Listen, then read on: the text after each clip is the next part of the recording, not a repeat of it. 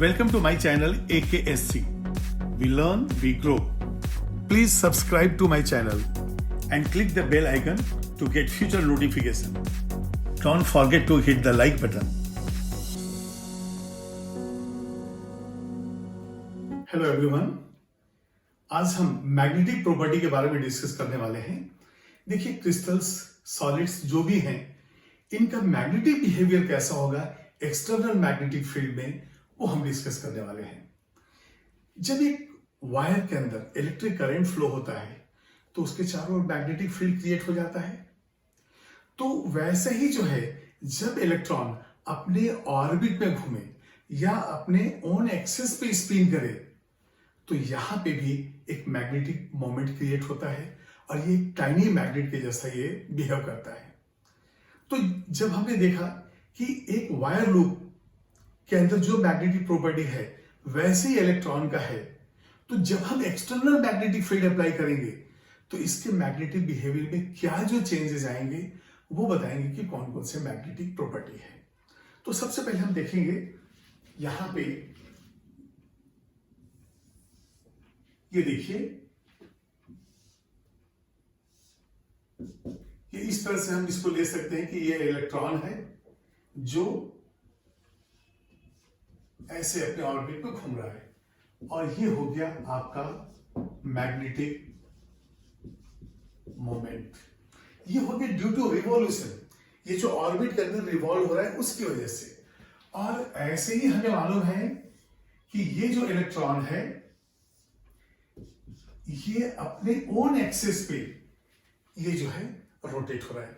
ये देखिए, ये स्पिनिंग कहलाएगा। आपको मालूम है कि ये स्पिनिंग या तो क्लॉकवाइज होगा या तो एंटी क्लॉकवाइज होगा। तो ये जो मैग्नेटिक मोमेंट जो क्रिएट हुआ ये ड्यू टू रिवॉल्यूशन या due to spinning of electron around its own axis.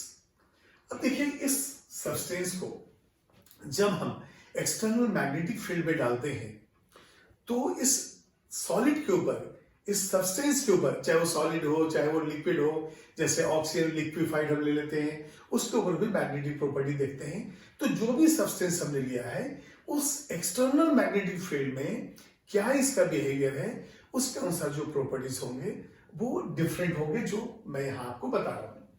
तो मैग्नेटिक प्रॉपर्टी के लिए हमने लिस्ट बनाया किस किस चीज का, पैरामैग्नेटिक, जिसको हम वन बाय वन इसको डिस्कस भी करेंगे। पैरामैग्नेटिक, ये जो सब्सटेंस है ये हो सकता है फेरोमैग्नेटिक हो सकता है एंटी फेरोमैग्नेटिक हो, ये फेरी मैग्नेटिक भी हो सकता है और ये डायमैग्नेटिक भी हो सकता है। तो यहां पे जो जो प्रॉपर्टीज हैं वो मैंने लिख दिया। अब वन बाय वन हम जाएंगे। तो पहला प्रॉपर्टी यहां पे लिया जाएगा पैरामैग्नेटिक। अब देखिए, जो पैरामैग्नेटिक सब्सटेंसेस होंगे उनमें क्या चेंज आएगा एक्सटर्नल मैग्नेटिक फील्ड में, वो पहले देखते हैं। देखिए, जब किसी सब्सटेंस को वीक और स्ट्रांग मैग्नेटिक फील्ड में रखा गया, मतलब हम एक्सटर्नल मैग्नेटिक फील्ड में रख रहे हैं, तो एक तरफ हमने वीक रखा है, एक तरफ भी स्ट्रांग रखा है। और ये सब्सटेंस यदि स्ट्रांग की ओर वीकली अट्रैक्ट होके गया, यदि वीकली अट्रैक्ट होके जा रहा है, सबसे पहले जो मैग्नेटिक मोमेंट जो है क्रिएट हुआ है ये बहुत ही वीक है। और उसमें ही हमने एक देखा, एक सब्सटेंस वीकली जो है स्ट्रांग मैग्नेटिक फील्ड की ओर अट्रैक्ट हो रहा है। या हम कहते हैं when a substance is placed in the external magnetic field it gets attracted. तो ये जो है अट्रैक्ट हो रहा है, तब इस सब्सटेंस को हम कहेंगे पैरामैग्नेटिक सब्सटेंस। तो यहां पे, और उसका नेचर कैसा हो गया, पैरामैग्नेटिक। तो यहां लिखेंगे when a substance is placed between weak and strong magnetic field and it starts moving towards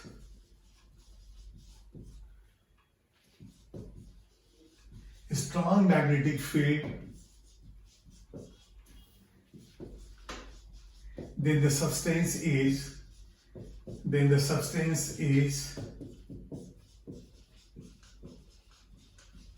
paramagnetic. मेरे ख्याल से आपको क्लियर है। ये देखिए, यदि मान लिए ये जो है वीक मैग्नेटिक फील्ड है, ये स्ट्रॉन्ग मैग्नेटिक फील्ड है, और ये हमारा एक सब्सटेंस है, वो वीकली इधर अट्रैक्ट होना शुरू हो गया, ये हो गया पैरामैग्नेटिक। तो जो वीकली अट्रैक्ट सब्सटेंस हो पैरामैग्नेटिक सब्सटेंस, और उसका प्रॉपर्टी हो गया पैरामैग्नेटिक। अब ये देखिए, जो पैरामैग्नेटिक सब्सटेंस होता है, ये प्रॉपर्टी क्यों हुआ? It is due to unpaired electron. तो यहां पे हम लिखेंगे this property is due to presence of unpaired electrons. अब देखिए, जितने ज्यादा अनपेयर्ड इलेक्ट्रॉन होंगे उतना ये ज्यादा पैरामैग्नेटिक होगा।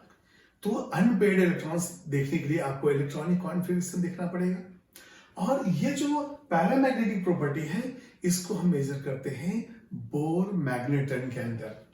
तो ये मैग्नेटिक प्रॉपर्टी को हमने बोर मैग्नेटन में लिया, तो यहां पे फॉर्मूला होता है स्क्वायर रूट n+2, और इसका यूनिट होगा बोर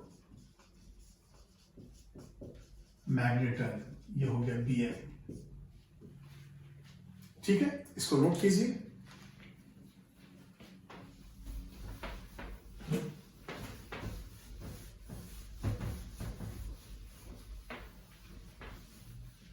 अब आप देखिए, ये जो n है, ये n है नंबर ऑफ अनपेयर्ड इलेक्ट्रॉन्स। जितने ज्यादा अनपेयर्ड इलेक्ट्रॉन होंगे उतना ही ज्यादा पैरामैग्नेटिक कहलाएगा।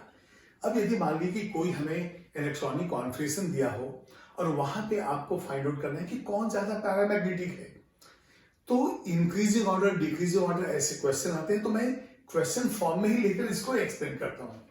तो यदि मैं क्वेश्चन देता हूं आपको,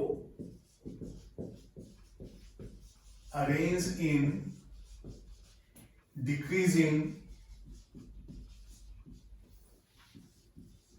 decreasing order of paramagnetic property of the following।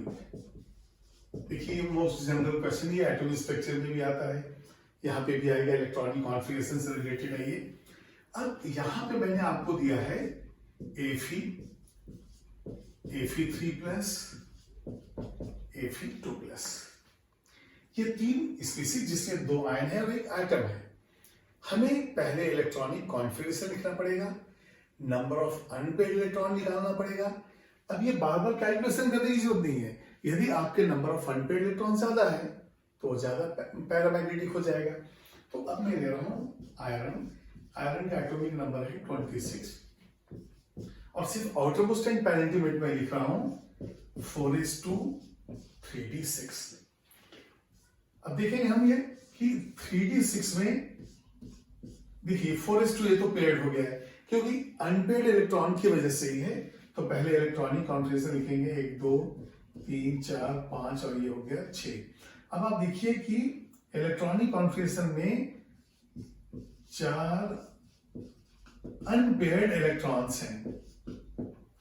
तो यहां पे मैं लिख रहा हूं n=4, क्योंकि n हमारा नंबर ऑफ अनपेयर्ड इलेक्ट्रॉन्स है। तो अब हम इसका पैरामैग्नेटिक प्रॉपर्टी जो है म्यू, वो कितना लिखेंगे वो देखते हैं हम।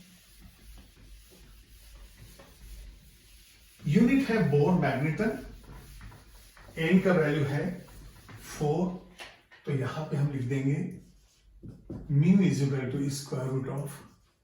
4 + 2 24 बोर मैग्नेटन। अब ये देखिए, जब आप n को ही कंपेयर कर लें तो ये सारे कैलकुलेशन करने की जरूरत नहीं है, लेकिन फिर भी यदि 4 अनपेड है तो ये 24 बोर मैग्नेटन हो गया। अब हम एक Fe+3 को देखते हैं। Fe+3, जब Fe+3 लेंगे तो 2 इलेक्ट्रॉन यहां से निकलेंगे, जो आउटरमोस्ट ऑर्बिट का इलेक्ट्रॉन है वो पहले निकलेगा, तो 4s0 हो जाएगा, और एक और इलेक्ट्रॉन यहां से निकलेगा, तो Fe+3 का कॉन्फ़िगरेशन हो गया 4s0 3d5।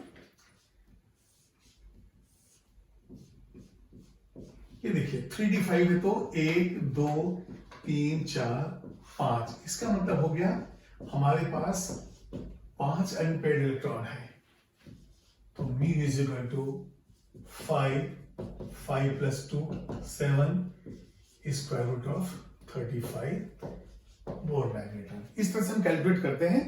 वैसे ही आपको मालूम है कि यदि अनपेड इलेक्ट्रॉन 5 है और यहाँ पे 4 है तो वो ज्यादा पैरामैग्नेटिक होगा, लेकिन फिर भी एक वैल्यू हम लिख ले रहे हैं। अब यदि हम जाते हैं Fe+2 पे, देखिए हम Fe ले चुके हैं, Fe+3, अब हम जाएंगे Fe+2 पे। तो Fe+2 का कॉन्फ़िगरेशन क्या होगा? सबसे पहले इलेक्ट्रॉन का आउटरमोस्ट से जाएगा, तो यहां से चलेगा तो ये हो गया 4s0, और इस पर बचा 3d6, तो ये है हमारा 4s0 3d6।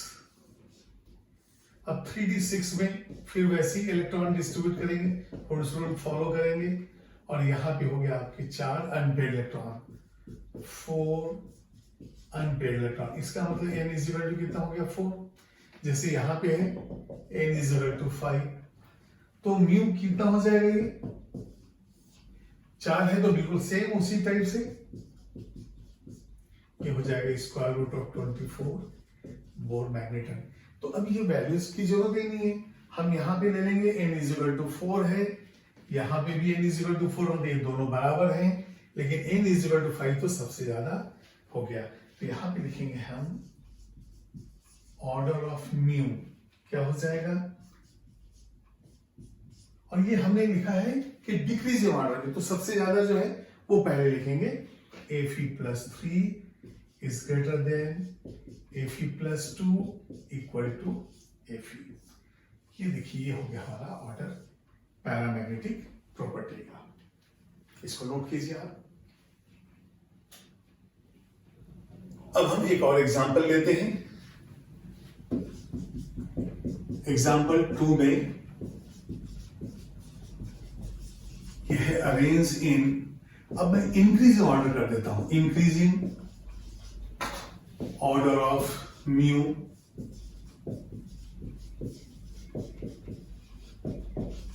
For the following. अब यहां पे मैं तीनों के तीनों ट्राई पॉजिटिव लेता हूं। एक जो है Cr+3 है, एक Fe+3 है, और एक कोबाल्ट+3 है। सबसे पहले तीनों के हम कॉन्फ़िगरेशन लिखेंगे, और इसके बाद डिसाइड करेंगे कि इंक्रीज ऑर्डर मतलब less number of unpaired electron से मोर अनपेड इलेक्ट्रॉन में क्या चेंजेस आ रहा है। ठीक है, तो देखिए यहाँ पे एटॉमिक नंबर, तो मैं यहाँ पे ही लिख देता हूँ जे। एटॉमिक नंबर क्रोमियम का है 24, आयरन जो है ये 26 है, कोबाल्ट का एटॉमिक नंबर 27 है। तो सबसे पहले हम लिखेंगे एटम और फिर उसका आयन। तो यहां पे फर्स्ट हम ले लेंगे क्रोमियम। क्रोमियम 24 जो होता है ये होता है 4s1 3d5। हुड्स-रूल अप्लाई करके इसको हाफ रेट हमने किया है।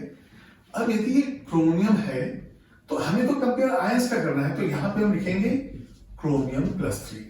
इसमें एक इलेक्ट्रॉन आउटरमोस्ट से चला जाएगा और 2 इलेक्ट्रॉन यहां से जाएगा, इसका मतलब ये हो जाएगा 4s0 3d3।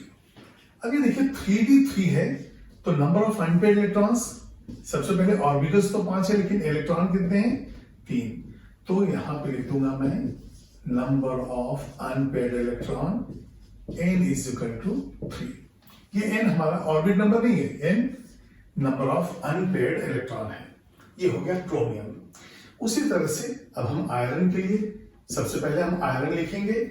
आयरन होता है 4s2 3d6। ये जो 4s2 3d6 है तो पहला इलेक्ट्रॉन कहां से निकलेगा 4s से, और ये Fe+3 दिया है, एक और इलेक्ट्रॉन निकल जाएगा यहां से। तो अब हम क्या लिखेंगे Fe प्लस 3 और ये हो जाएगा 4s0 3d5। अब यदि ये 3d5 है तो बिल्कुल क्लियर है कि नंबर ऑफ अनपेयर्ड इलेक्ट्रॉन्स जो होंगे वो 5 होंगे, 1 2 3 4 5।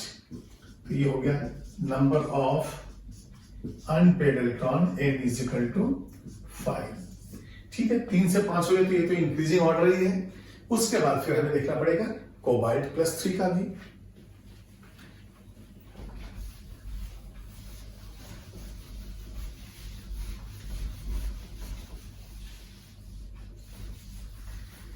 ठीक है, अब यहां पे देखिए आप कोबाल्ट एटॉमिक नंबर कितना हो गया 27, क्योंकि पीरियोडिक टेबल में आयरन के बाद कोबाल्ट है और आयरन जो है एटॉमिक नंबर 26, तो ये हो गया 27 और ये हो जाएगा 4s2 3d7। यदि आयरन 3d6 है 3d6 तो वो हो जाएगा 3d7, लेकिन यहां पे भी ट्राई पॉजिटिव आयन ही लिया गया है, तो ये तो हो गया 4s0 और ये हो गया 3d6। 3d6 ऑर्बिटल हमारे पास है 5 और इलेक्ट्रॉन को हुम्स रूल से हमने डिवाइड किया, सबको डिस्ट्रीब्यूट कर दिया, तो यहाँ पे अनपेयर्ड इलेक्ट्रॉन कितने हो गए? अभी देखिए 6 इलेक्ट्रॉन्स हैं, तो n इज इक्वल टू हो गया 4 नंबर ऑफ अनपेयर्ड इलेक्ट्रॉन्स। तो यहाँ पे 3 है, यहाँ पे 5 है, वहां पे 4 है और ये है इंक्रीजिंग ऑर्डर। तो यहां पे हम लिखेंगे ऑर्डर ऑफ म्यू इंक्रीजिंग, तो सबसे छोटा कौन सा है वैल्यू Cr प्लस 3 और यहां पे इंक्रीजिंग ऑर्डर है, तो ये 4 का कौन सा हो गया हमारे पास कोबाल्ट प्लस 3 और मैक्सिमम किसका हो गया ये Fe प्लस 3 का, Fe प्लस 3। तो ये तो हो गया कि कैसे हम मैथमेटिकली फाइंड आउट करें कौन पैरामैग्नेटिक है ज्यादा, तो नंबर ऑफ अनपेयर्ड इलेक्ट्रॉन। अब ये देखिए इस पैरामैग्नेटिक सब्सटेंस में आखिर हुआ क्या? जब अनपेयर्ड इलेक्ट्रॉन की वजह से मैग्नेटिक फील्ड क्रिएट हो गया और ये मैग्नेटिक डोमेन्स जो है, मैग्नेटिक मोमेंट्स जो हैं, वो एट रैंडम इधर उधर अलग अलग डायरेक्शन में अरेंज्ड हैं, तो वहां पे नेट जो रिजल्ट है थोड़ा सा वीक जो है मैग्नेटिक मोमेंट शो करेगा, इसलिए हो जाएगा पैरामैग्नेटिक। तो अब ये देखिए यदि मान लिया हमारे मैग्नेटिक मोमेंट्स को हम ऐसा एक्सप्लेन करें कि सारे अलग अलग डायरेक्शन में है,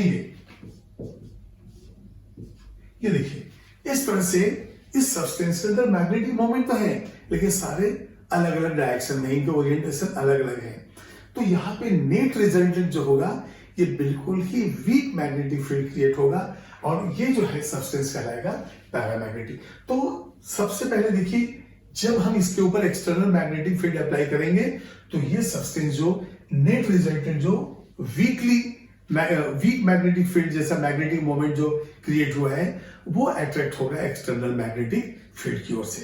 तो नंबर ऑफ अनपेयर्ड इलेक्ट्रॉन्स का फॉर्मूला हमारा जो है सब्स्टिट्यूट करने पे क्या मिला, mu is equal to as square root of n plus 2 और ये मैग्नेटिक डोमेन्स के मैग्नेटिक मोमेंट्स के डायरेक्शन है, सारे एक डायरेक्शन में होते तो फेरोमैग्नेटिक होता, एक दूसरे को कैंसिल यदि स्पिन कर दिए होते तो वहां पे जो है ये एंटी फेरोमैग्नेटिक होता, लेकिन वो बाद में देखेंगे। पहले ये देखते हैं कि इनका वीक जो रिजल्टेंट जो वीक फील्ड आया उसकी वजह से ये हो गया पैरामैग्नेटिक।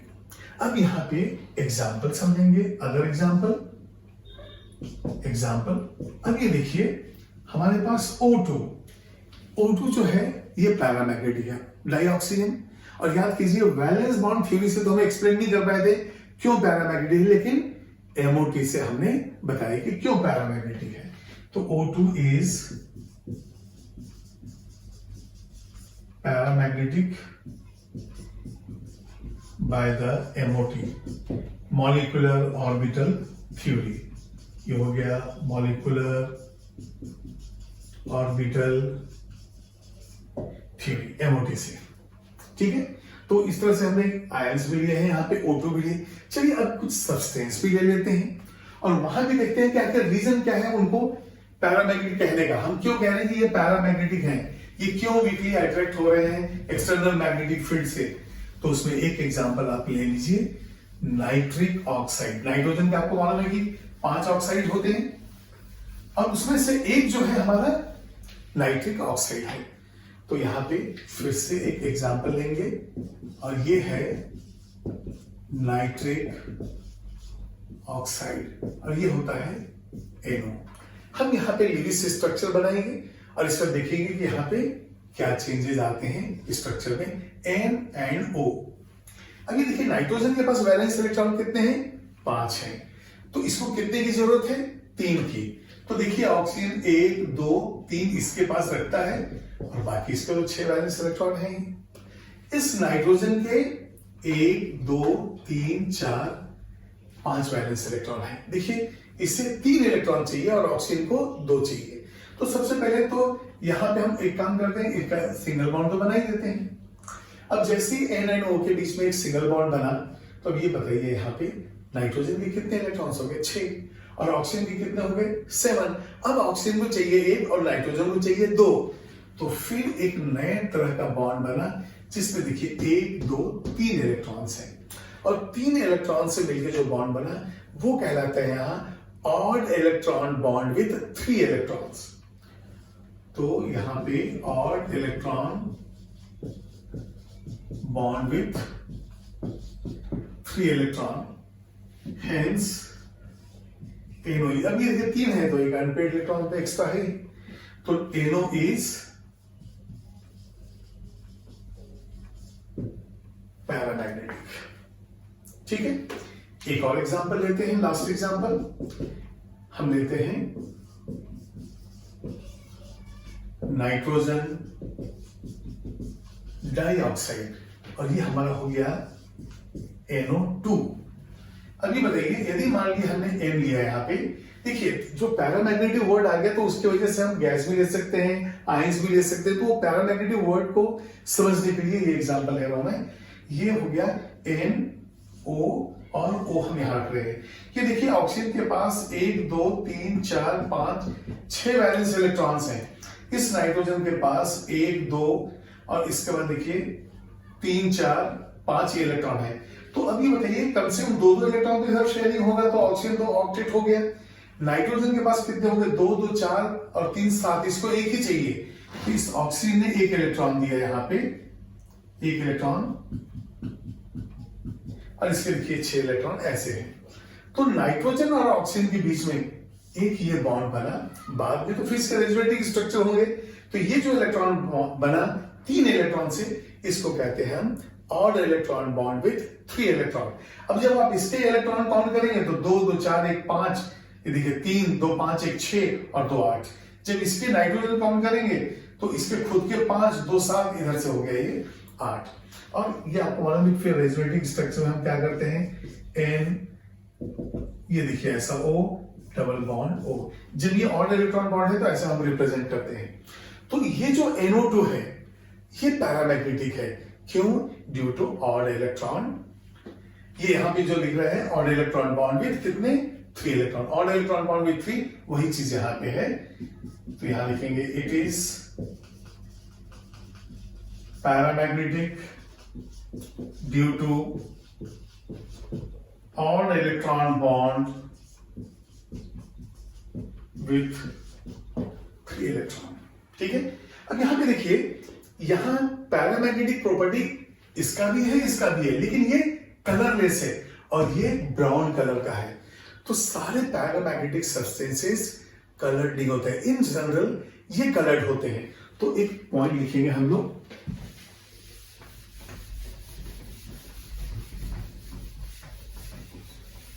कि जनरली जो है ये पैरामैग्नेटिक प्रॉपर्टी कलर्ड होते हैं। तो यहां पे हम लिखेंगे जनरली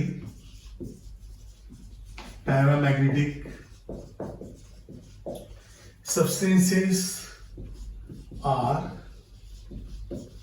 colored। पैरामैग्नेटिक सब्सटेंसेज जो है वो कलर्ड होंगे, लेकिन इन जनरल है, कंपल्सरी नहीं। O2 हम लिखेंगे पैरामैग्नेटिक, लेकिन ये कैसा है? कलरलेस। यदि O2 पैरामैग्नेटिक यदि कलर्ड होता, हमारा एटमॉस्फेयर जो है कलर्ड होता, लेकिन सारे पैरामैग्नेटिक कलर्ड नहीं है। वही मैं कहने वाला हूं। ये देखिए NO, ये भी है पैरामैग्नेटिक, लेकिन ये कैसा है, कलरलेस। लेकिन यहीं पे देखिए आप NO2 पैरामैग्नेटिक, लेकिन ये हो गया ब्राउन। ये कलरलेस ये हो गया ब्राउन। उसी तरह से एक बाद में पढ़ेंगे ब्राउन रिंग के बारे में। ये देखिए Fe2O5 NO, और यहां पे ये भी पैरामैग्नेटिक, लेकिन इसका कलर है ब्राउन। ठीक है, अब यहां पे देखिए Cr+3, चलिए Cr+3 तो लिए हैं, हम यहां पे Cr+6 ले लेते हैं। ये होता है ऑरेंज येलो, ठीक है। Cr+3 भी आप ले लीजिए, Cr+3 ये होता है ग्रीन। तो इस तरह से हम देख रहे हैं कि जहां पे अनपेड इलेक्ट्रॉन होंगे और जो वीकली अट्रैक्ट हो रहा है एक्सटर्नल मैग्नेटिक फील्ड में, वो है पैरामैग्नेटिक। तो ये पैरामैग्नेटिक का एक्सप्लेनेशन मैंने दिया। यूनिट है बोर मैग्नेटन। हम कंपेयर करते हैं नंबर ऑफ अनपेड इलेक्ट्रॉन से। Okay, please note down.